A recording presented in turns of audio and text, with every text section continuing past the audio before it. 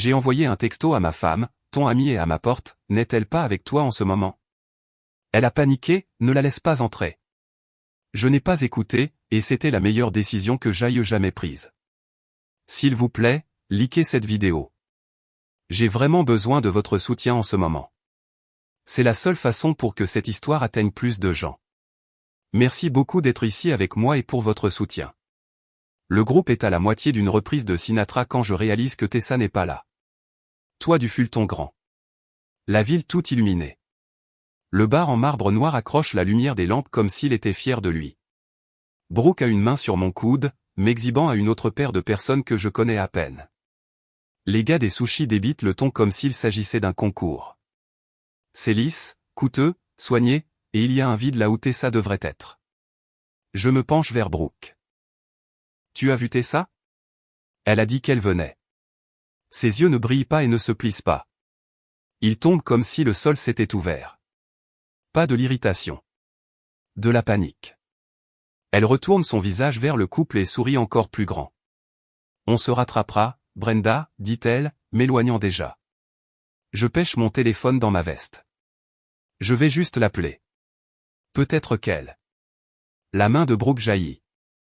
Elle tape dans ma main et fait voler le téléphone de mes doigts. Il claque sur le marbre, puis sur le carrelage. 3 têtes se tournent. Le batteur rate un temps. Pendant une seconde, la nuit perd son son. Arrête de faire une scène, siffle Brooke à travers un sourire. Profite de ta soirée. Laisse tomber. Voilà. Pas une humeur. Un blocage. Elle a peur que Tessa me parle. Je ramasse le téléphone, l'essuie avec une serviette et le glisse dans ma poche intérieure. Ma voix reste plate. Notez. Si j'avais su où cela menait, j'aurais soufflé mes propres bougies et mis fin à la soirée. Quelques minutes plus tard, les toasts commencent. Evan de mon bureau. Un gars impassible dans un costume discret. Il fait court. Dan sait comment couper à travers le bruit et garder la pièce calme, dit-il en levant un verre, ce qui est ironique vu ce toit. Les gens rient. Je hoche la tête.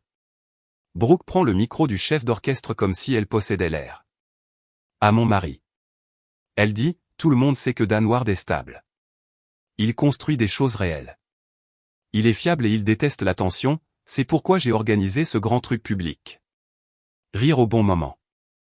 Elle tend la main sous le bar et sort une petite boîte, étincelante sous les lampes. Je pensais qu'il devrait porter quelque chose qui correspond à l'homme qu'il est devenu. Elle l'ouvre d'un coup sec. Une montre en or, lourde, style vieille fortune. Je porte un bracelet d'activité tous les jours. Je passe mes doigts sur les maillons. Le chef d'orchestre tient une note. Brooke se penche, joue contre joue, chuchotant comme s'il s'agissait d'intimité. Ça va bien à un homme qui sait quand se taire. Je souris pour la foule. Je peux faire ça. Le groupe recommence à jouer. Le bar reprend son bourdonnement, et je mets la montre comme s'il s'agissait d'une menotte. Quelque part entre le ton et le solo de cuivre, je fais un ajustement silencieux. Ce soir n'est pas une célébration, c'est une couverture. Evan se glisse à côté de moi pendant que Brooke embrasse son père à l'autre bout.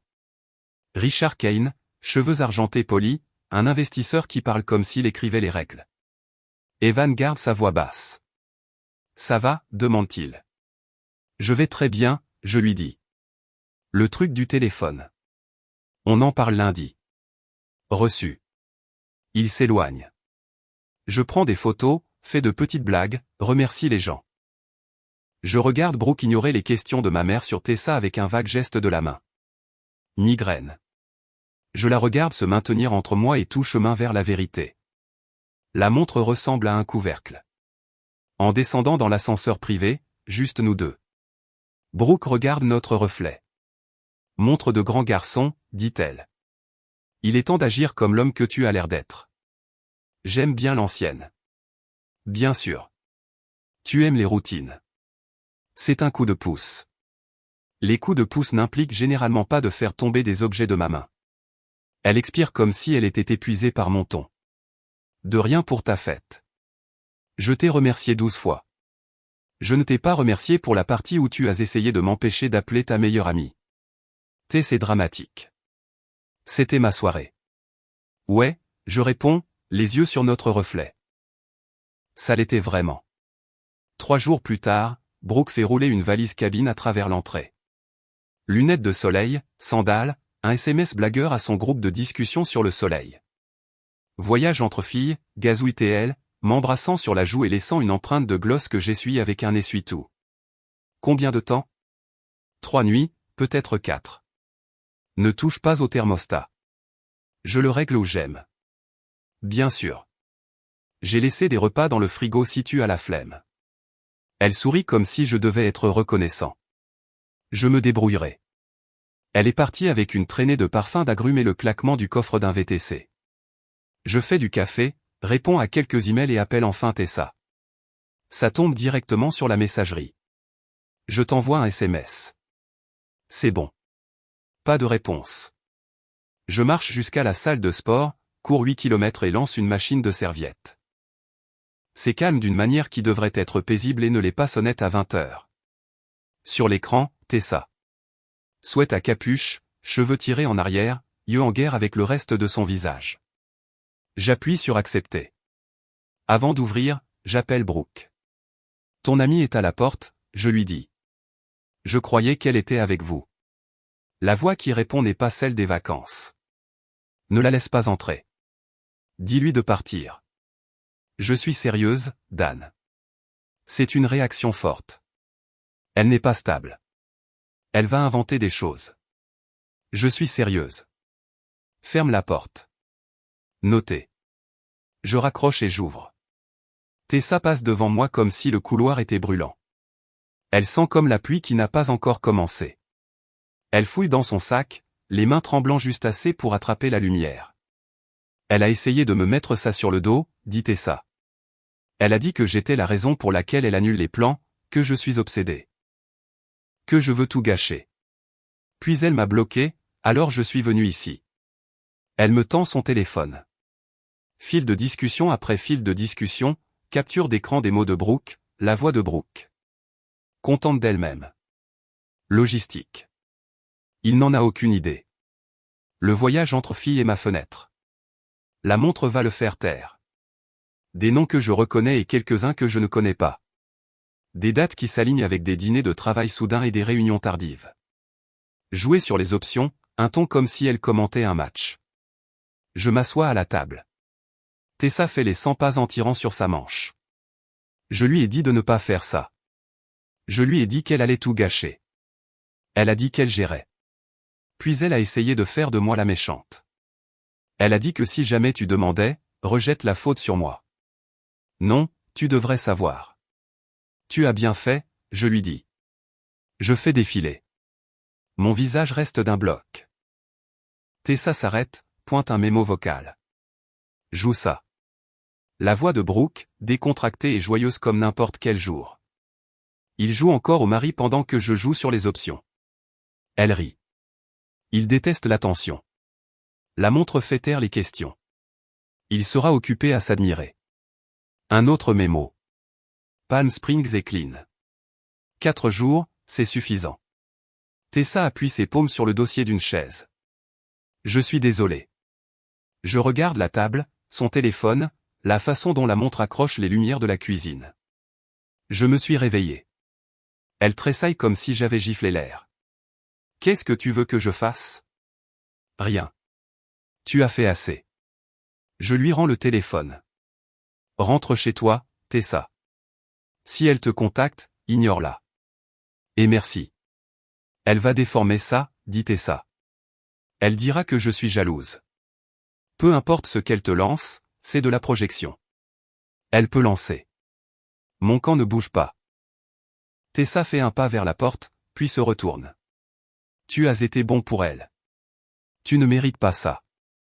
Mériter est une monnaie étrange, je réponds. Je traite avec des faits. Elle part. J'imprime. Je n'ai pas utilisé l'imprimante autant depuis le jour où nous avons signé pour cet endroit. Page après page. Je les étale sur la table de la cuisine en ligne. Date, heure, note, une carte, et le chemin qu'elle montre. Je me sers un verre d'eau, m'assois sur la chaise où je m'assois toujours, et passe un appel à un numéro qu'Evan m'a envoyé l'année dernière quand son beau-frère a eu besoin d'aide. Marcus Hill, dit une voix, sèche. Marcus, c'est Dan Ward. Evan m'a donné votre contact. J'ai besoin de tester une hypothèse. Nous travaillons sur des hypothèses pendant 1 heure. Il ne demande pas de drame. Je n'en donne pas.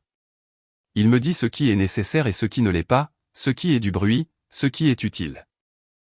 Nous parlons des comptes, du bail, du box de stockage. Brooke a insisté sur 4 pièces saisonnières. Nous parlons de timing. Quand je raccroche, l'horloge murale indique 12h14. Je dors 3 heures avec un bloc-notes près du lit. Je me réveille à 5 heures et continue d'avancer. À 9h30 le lendemain matin, la porte d'entrée s'ouvre comme dans une publicité. Brooke entre avec un bronzage qu'elle n'a pas eu le temps de gagner, un café géant et une valise à roulettes qui heurte ma chaussure. Elle ne dit pas bonjour. Elle fronce les sourcils devant le thermostat. Tu as touché à ça? C'est étouffant. C'est à 22 degrés, je lui dis. C'est toi qui l'as réglé là. Ça semble plus chaud, dit-elle en glissant ses lunettes sur sa tête. On fera nettoyer les conduits. Elle pose le café et inspecte la cuisine comme si elle évaluait un bien immobilier à revendre. L'imprimante est encore chaude. Les pages transforment la table en mosaïque. Brooke s'immobilise, puis elle joue la comédie. Un sourire, léger, aérien. C'est quoi tout ça? Elle glousse. Oh mon Dieu, Dan. Tu as imprimé nos plaisanteries? C'est glauque. Tes plaisanteries, je corrige, tapotant une ligne surlignée. Celle-là est ma préférée. Elle s'approche, lit, et tressaille au son de ses propres mots. Elle me regarde, essayant des expressions comme détenues. D'accord, dit-elle. C'est hors contexte. On plaisante. Tu sais comment je parle. Si tu prends des captures d'écran de n'importe quel chat, ça a l'air mauvais. Tu en fais trop. J'ai fini d'en faire trop, je réponds. Alors Tessa est venue ici. Bien sûr qu'elle l'a fait. Elle est obsédée par moi. Je t'avais dit qu'elle était un problème. Tu sous-estimes toujours combien d'attention elle a besoin. Elle n'a pas demandé d'attention, je dis. Elle a apporté des faits. Des faits, répète-t-elle. Mignon. Dan. Tu es dramatique. Je prends une respiration. Ce n'est pas un discours. C'est un verdict. Je demande le divorce aujourd'hui. Elle cligne des yeux. Le sourire tombe comme une pièce de monnaie. Pardon? Je ne demande pas la permission. Permettez-moi de mettre l'histoire en pause juste 1 seconde. Si vous êtes encore là, s'il vous plaît, appuyez sur le bouton j'aime. Cela aide vraiment YouTube à recommander cette histoire à plus de personnes. Merci beaucoup pour votre soutien. Maintenant, revenons à l'histoire. Tu n'as pas le droit de... Elle s'arrête, recalibre. Tu réagis de manière excessive parce que tu es sensible à propos de la fête. Oui, j'ai craqué pour le téléphone. Je me suis excusé. La montre était un beau cadeau. Je suis désolé que tu n'aimes pas les belles choses, mais de là à sauter sur la rupture d'un mariage parce que tu te fais des idées. Grandis un peu. La montre était un couvercle, je dis. La fête était une scène. Le téléphone était du contrôle. Le voyage était une couverture. J'ai tes mots. Je n'ai pas besoin de ton baratin. Elle ramasse une page, rit par le nez. On plaisantait. Jouer sur les options, c'est du sarcasme. Ne sois pas littéral. Dis-le devant un miroir, je lui dis. Voici ça sonne mieux. Sa bouche se serre. Tu sais qui est mon père? Je sais. Ce n'est pas mon mari. Il ne te laissera pas m'humilier. Il a des moyens. Tu perdras tout. Je n'ai pas besoin de l'approbation de ton père pour ma vie, je réponds. Et je ne t'humilie pas. Tu as écrit ça. Tu m'as tendu la fin.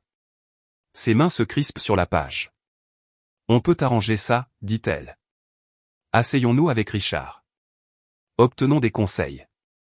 On ne fait pas exploser une marque à cause d'une mauvaise semaine. Voilà ton mot, je dis. Marque. Tu gardes une marque. Je garde mon amour-propre. Sa voix change. Tu veux faire ça à la dure? D'accord. Je dirai aux gens que tu as été paranoïaque. Que tu as saisi mon téléphone. Que tu as essayé de contrôler qui je vois. Que tu as été instable. Les gens me croient, Dan. Ils l'ont toujours fait. Raconte ce que tu veux, je réponds. Je ne serai pas là pour l'entendre. Elle regarde au-delà de moi, calculant. Donc, tu as déjà appelé quelqu'un. Marcus Hill. Elle se fiche juste assez pour satisfaire quelque chose en moi. Tu as appelé un avocat. J'ai appelé un adulte. Je vais faire simple. Nous séparons les finances aujourd'hui.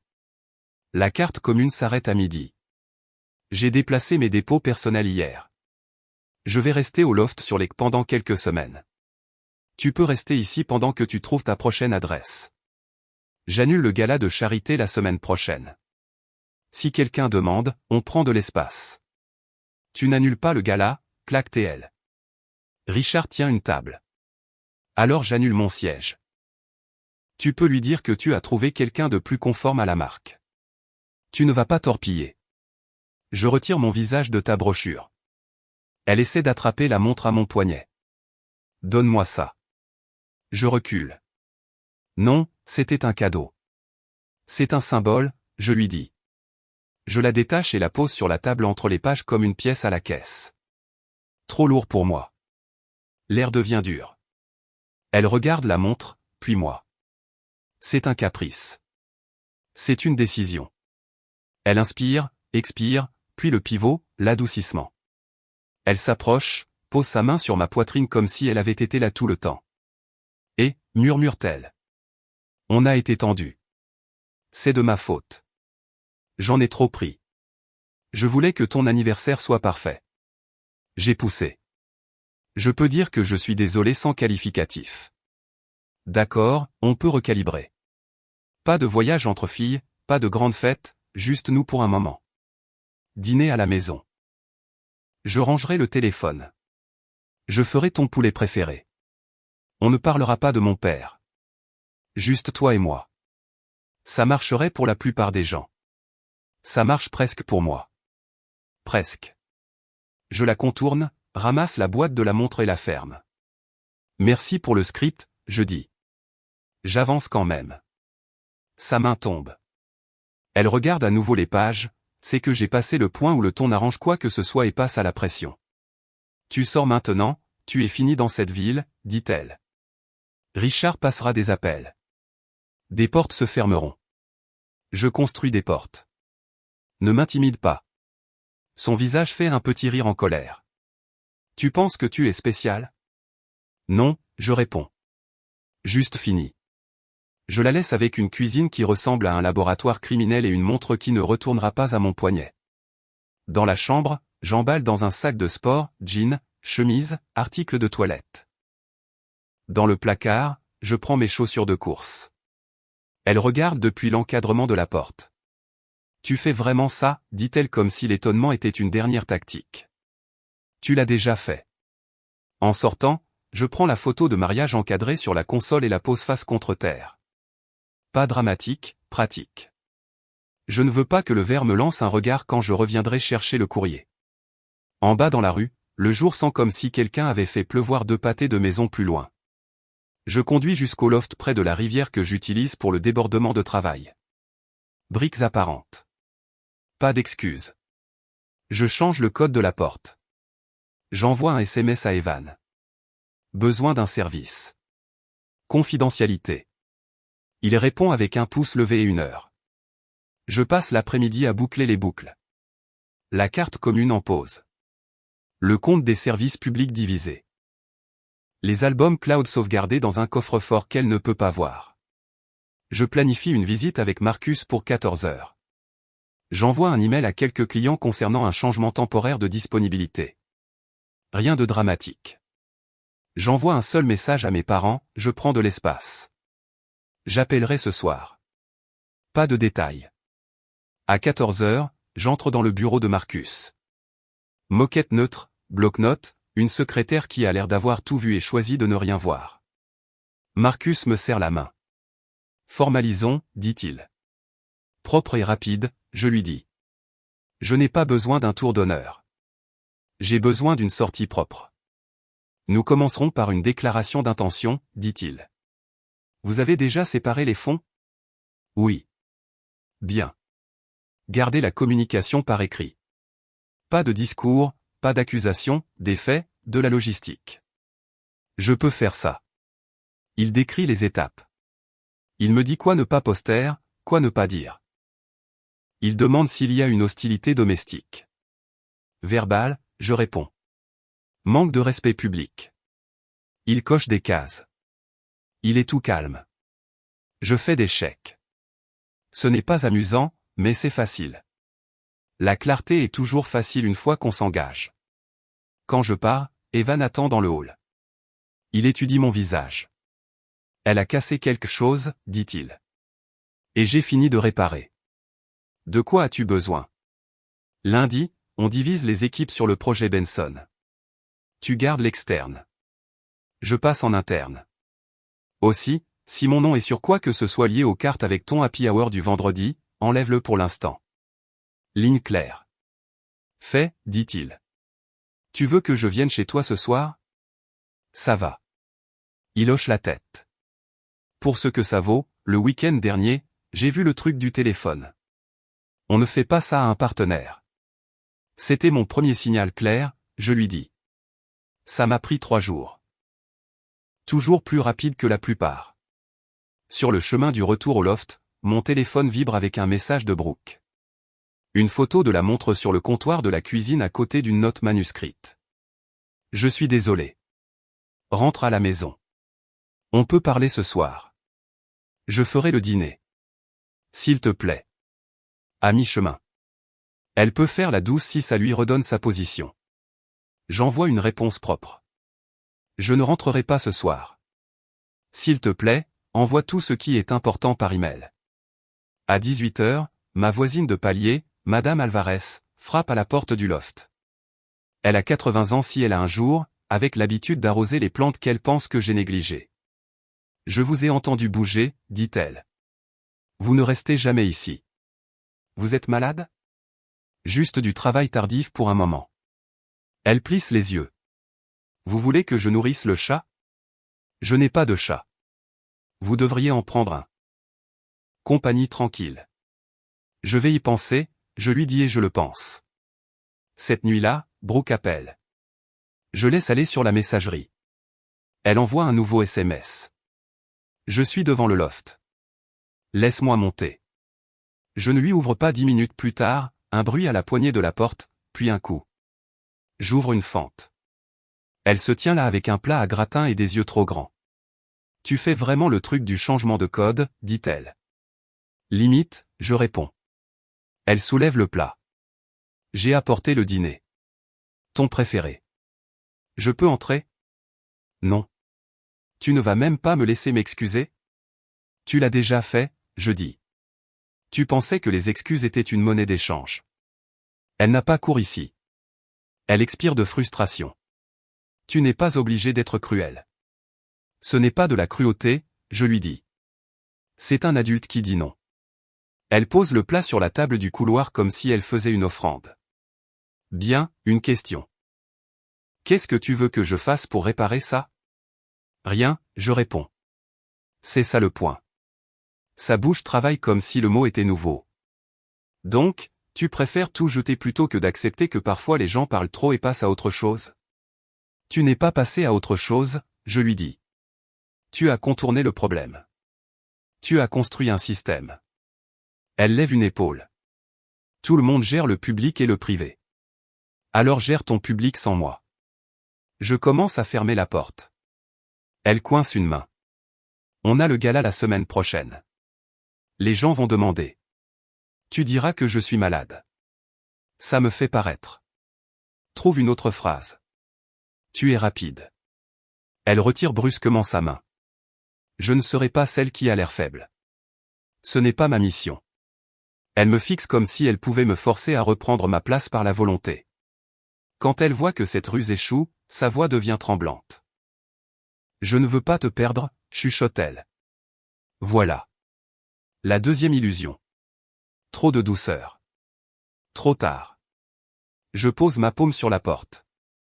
Stable. Tu ne m'as jamais eu de la façon dont tu voulais, je lui dis. Tu as eu mon temps. C'est dépensé. Elle laisse le plat. Je le laisse refroidir. La porte se ferme. C'est calme à nouveau. Le lendemain matin, je me réveille avant le soleil et cours sur le tapis de course dans la salle de sport du loft. J'envoie un email simple à Brooke avec des puces. Je récupérerai le reste de mes affaires samedi à 10h. S'il te plaît, sois sorti entre 9h30 et midi. Facture séparée en vigueur aujourd'hui. Je communiquerai par email uniquement. Le téléphone est pour les urgences. J'annule mon siège au gala de la semaine prochaine. S'il te plaît, ajuste ton plan en conséquence. Elle répond à 7h30. Tu ne prends pas les tapis. C'était mon choix. Je réponds, garde les tapis. À 9h, Richard appelle. C'est inévitable. Sa voix est un mur de confiance. Dan, dit-il. Qu'est-ce que j'entends dire, tu es parti en claquant la porte. Je n'ai pas claqué la porte, je réponds. Je suis sorti. Tu réagis de manière excessive aussi. Il fait une pause, agacé que je ne demande pas, puis fonce. Brooke est émotive. Elle est allée trop loin en planifiant ton anniversaire. Ne prends pas de décision permanente à cause d'un incident isolé. Ce n'était pas un incident isolé, je dis. Je ne discute pas des détails avec vous. Son ton s'aiguise. Tu fais une erreur. L'image est terrible. Nous avons investi en vous en tant que couple. Nous. Votre cercle? Je ne suis pas un portefeuille d'investissement, je réponds. Je suis une personne qui ne tolère pas le mépris. Il ricane. Tu penses que tu feras mieux en dehors de ça? Grandis un peu. Voilà, je lui dis. J'apprécie la clarté. Il devient plus froid. Si tu embarrasses ma famille, je ne serai pas utile quand tu auras besoin de moi. Je n'ai pas encore eu besoin de vous. Ça viendra. On verra. Je raccroche avant qu'il ne puisse en faire un monologue. J'envoie un SMS à Marcus. Son père a appelé. Je ne suis pas entré dans le jeu. Marcus répond, bien. Le silence est un levier. Samedi arrive. Je me gare dans la zone de chargement avec une camionnette de location et un plan propre. Evan me retrouve au bâtiment. Je suis là parce que les témoins sont utiles, dit-il. Tu veux juste juger mes goûts en matière de lampes, je lui dis. Aussi vrai. Brooke n'est pas là. Elle a respecté le créneau où elle ne voulait pas participer au spectacle de me voir m'en aller. Je charge des vêtements, des photos encadrées de mes parents, la boîte à outils, les vélos. Evan attrape les bacs lourds sans commentaire. Je laisse le tapis parce qu'on s'en fiche, et le canapé parce que je ne veux pas de 10 histoires partagées sous moi dans un nouvel endroit. Permettez-moi de mettre l'histoire en pause juste une seconde. Si vous êtes encore là, s'il vous plaît, appuyez sur le bouton j'aime. Cela aide vraiment YouTube à recommander cette histoire à plus de personnes. Merci beaucoup pour votre soutien. Maintenant, revenons à l'histoire. Sur la table de la cuisine, la montre en or trône exactement là où je l'ai laissée. Une note à côté avec l'écriture de Brooke. Si tu changes d'avis, porte ça ce soir. Evan ramasse la montre et siffle. Sympa. Trop voyant, je dis. Je la remplace dans la boîte et laisse la boîte sur la table. J'ouvre un tiroir, trouve le vieux bracelet d'activité et le mets comme un retour à la raison. En sortant, la porte s'ouvre. Brooke se tient là en leggings et queue de cheval négligée comme si un décorateur avait choisi la vulnérabilité décontractée. Elle prend en compte les cartons. Donc tu rends ça vraiment officiel, dit-elle. Ça l'est déjà. Elle s'écarte alors que je passe. Tu aurais pu attendre, dit-elle. On avait des événements. Le timing. Tu te souciais du timing, je réponds. Je me soucie du respect. Le respect est compliqué. Non, je dis. C'est simple. À l'extérieur de l'appartement, dans le couloir, notre voisin, Monsieur Green, s'affaire avec une livraison qu'il a commandée à un service de repas. Il nous jette un coup d'œil, puis à la camionnette, puis décide d'en faire partie. Tout va bien, demande-t-il. Juste un déménagement, je lui dis. Brooke force un rire. Il est dramatique. Toujours mieux d'être décisif, dit Monsieur Green, inconscient et serviable. Mon ex-femme a fait des listes pendant 2 ans. Merci pour le discours d'encouragement, je lui dis, et je continue d'avancer. De retour au loft, j'arrange ce que j'ai apporté d'une manière qui dit temporaire, mais à moi. J'accroche quelques photos. Je mets la boîte à outils sous l'évier. Je pose la cafetière sur le comptoir et je jette les dosettes que Brooke aimait. J'opte pour de vrais grains. C'est mesquin et ça ne l'est pas. C'est moi. Dans l'après-midi, Brooke envoie un SMS, dîner. Terrain neutre. On peut parler des conditions. Je serai raisonnable. Ma réponse, email Marcus. Elle répond avec une série de visages en colère. J'ignore. Alors bien. Si tu veux être un martyr, sois un martyr. Les gens verront. À 20h, je reçois un autre message. Une vidéo cette fois d'un toit que je reconnais. Brooke est à une table avec 3 personnes de son cercle riant trop fort à quelque chose. La légende, retour à la vie. Sans rancune. Elle veut que je la voie imperturbable. Elle veut retrouver l'image. Je pose mon téléphone face contre terre et termine une présentation pour une réunion lundi. Dimanche matin, Tessa envoie un SMS, je suis encore désolé. Je ne t'embêterai plus. Je réponds, tu ne m'as pas embêté. Reste loin du baratin. Elle envoie un pouce levé et une seule ligne, tu as veillé sur toi-même. Bien. Lundi, j'entre au bureau à 8h, plus tôt que d'habitude. Evan me retrouve au tableau blanc, divisant déjà les tâches. Tu es bon pour diriger l'interne, demande-t-il. Je suis mieux que bon. Je suis présent. À 10h, Brooke se présente dans le hall de mon bureau. C'est le seul endroit où je ne l'attendais pas. Evan vient à mon bureau. Elle est en bas. C'est toi qui vois. Je me lève. Je descends. Les témoins aident. Dans le hall, les gens traversent leur propre matinée. Brooke attend près du bureau dans une robe de bon goût. Coiffée. Tout assemblé avec intention. Elle sourit à la réceptionniste qui sourit en retour parce que c'est son travail. Bonjour, je dis. On peut parler quelque part en privé. On peut parler ici. Sa mâchoire se serre. Tu veux vraiment faire ça devant les gens? Je ne veux pas le faire du tout, je réponds. Mais nous y voilà. Elle soupire comme si elle était la patiente. D'accord. J'ai eu des nouvelles de Marcus. On gardera sa propre. J'apprécie ça. Mais le gars là. J'ai besoin de toi là-bas. Juste celui-là. Puis on devient silencieux. Ça compte pour Richard. Et qu'est-ce que j'obtiens en échange de mettre un costume et de feindre l'unité? Moins de bruit, dit-elle. Les gens ne poseront pas de questions. J'aime les questions, je dis. Elle trie les choses. Elle s'approche. S'il te plaît, pour moi, pour ton image. Je corrige, pour notre réputation. Tu peux avoir la tienne, je lui dis. J'ai défini la mienne. Elle baisse la voix. Tu veux vraiment m'embarrasser? Je ne suis pas TRP. Elle abat sa dernière carte. Si tu n'es pas là, Richard retire son engagement de votre projet Benson. Il me l'a dit ce matin. Richard n'a pas financé Benson, je dis. Nous avons construit ça sans lui. Il ne peut pas retirer ce qu'il n'a pas mis. Elle reste là les mains vides pour une fois, et pendant 20 secondes, nous respirons simplement le même air du hall et prétendons que ce n'est pas fini. Puis elle essaie encore la tendresse. Tu me manques, dit-elle doucement. Je me réveille et je cherche à t'atteindre. Tu cherches le rôle, je dis, et il n'est pas disponible. Je me tourne vers les ascenseurs. Elle m'appelle. Dan. Je regarde en arrière. Tu étais censé être stable, dit-elle. J'ai construit autour de ça. Tu as confondu stable et aveugle, je réponds. Ça n'arrivera plus. Evan attend quand je remonte. Ça va, demande-t-il. Je suis plus léger. Il hoche la tête. On est prêt pour midi avec Benson. Bien. Au déjeuner, pendant que nous passons en revue les spécifications avec le client, mon téléphone s'allume avec un appel de Richard. Je laisse sonner. Il envoie un SMS. Dernière chance. Ne te fais pas un ennemi. Je ne réponds pas.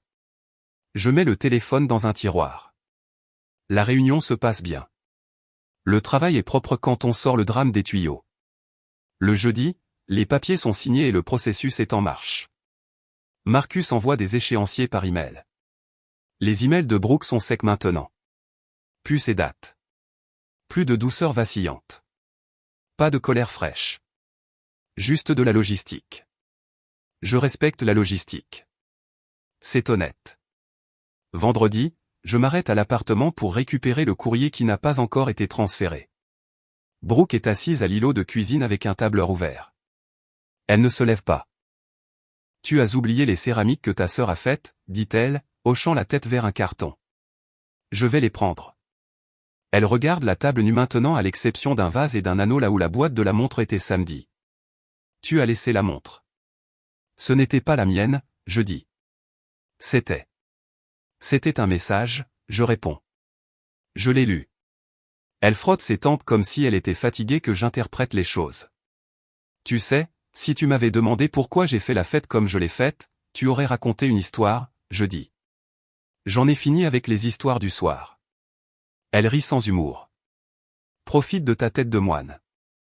Ce n'est pas une phase, je lui dis. C'est la liberté. De quoi, demande-t-elle. D'avoir besoin de ton approbation. Ça porte. Elle me regarde avec un mélange de pitié et de mépris. Je te manquerai. Je manquerai ce que je pensais que nous avions, qui n'était pas ça. Elle désigne l'espace vide autour de nous. Tu penses que ça te rendra attirant pour la prochaine femme? Un gars qui a lâché l'affaire. Un gars qui est parti quand le respect est parti, je corrige. Elle secoue la tête. Les hommes comme toi reviennent toujours. Pas celui-ci. Je ramasse le carton de céramique et l'alias de courrier. Alors que j'atteins la porte, elle dit mon nom une dernière fois. Dan. Je tourne la tête. C'est quoi ta phrase, demande-t-elle. Qu'est-ce que tu dis aux gens quand ils demandent? Que j'ai mis fin à une situation qui ne me méritait pas. Elle sourit comme si elle détestait ça. C'est net. C'est précis. Est-ce que tu me souhaites au moins du bien, demande-t-elle, une dernière branche d'olivier étrange. Je te souhaite ce que tu gagnes, je dis. Au revoir, Brooke. Je laisse les clés sur la console et je sors. Alors que les portes de l'ascenseur glissent, je sens le clic final d'une serrure que j'ai installée moi-même. Le mois suivant, j'emménage dans une maison de ville dans une rue calme avec un arbre qui penche comme s'il écoutait. J'achète un camion d'occasion qui fait ce que je demande sans éclat. J'installe un support dans le garage pour mes outils et je commence à aller à la salle de sport avec Evan à 6 heures. J'arrête de répondre aux appels après 21 heures. J'emmène mes parents dîner et j'écoute mon père raconter la même histoire que j'ai toujours aimée sur l'année où il a réparé un toit pendant une tempête parce qu'une famille avait besoin que ce soit fait. Je rencontre quelqu'un sans essayer. Lena, une chef de projet d'un fournisseur, dans un café où sa commande est censée et son rire n'est pas une performance. On ne précipite rien. Je garde ça privé. Je prends une photo de mon nouveau salon avec la lumière du soleil sur des sols propres et l'envoie à ma sœur. Elle répond, fière de toi. Par des connaissances communes, j'entends des bribes sur Brooke. Rien de détaillé. Que le gala était bien et puis que les roues ont grincé. Que Richard prend de l'espace par rapport à tout le monde comme il le fait quand l'image tourne au vinaigre. Que le groupe d'amis s'est divisé en ceux qui aiment une histoire et ceux qui préfèrent le silence. Que la montre est maintenant à son père. C'était une blague gâchée lors d'un déjeuner de golf. Je ne participe pas. Un samedi, je suis à la quincaillerie pour acheter du papier de verre quand je passe devant un présentoir de montres brillantes. Je pense au couvercle. Je pense à la nuit sur le toit quand le téléphone a frappé le carrelage et que les rires se sont arrêtés. Je pense à Tessa à ma porte avec des mains tremblantes et assez de courage pour apporter la vérité. Je rentre chez moi sur Lakeshore, l'eau faisant ce qu'elle fait toujours, et je me gare devant la maison de ville. À l'intérieur, l'air est à 20 degrés parce que c'est ce que j'aime. Je fais du café qui a le goût de café. Je déroule des plans sur ma table et je me remets au travail. Mon téléphone vibre une fois. Un message de Lena. Tu es dans le coin cet après-midi? Je réponds, ouais. Elle répond, apporte cette voix stable. Je souris, enfile une veste et sors. Les gens me demandent ce qui s'est passé. Pas beaucoup, mais quelques-uns qui comptent. Je fais court. Elle avait besoin d'un public, je leur dis. J'avais besoin de respect. J'ai choisi le respect.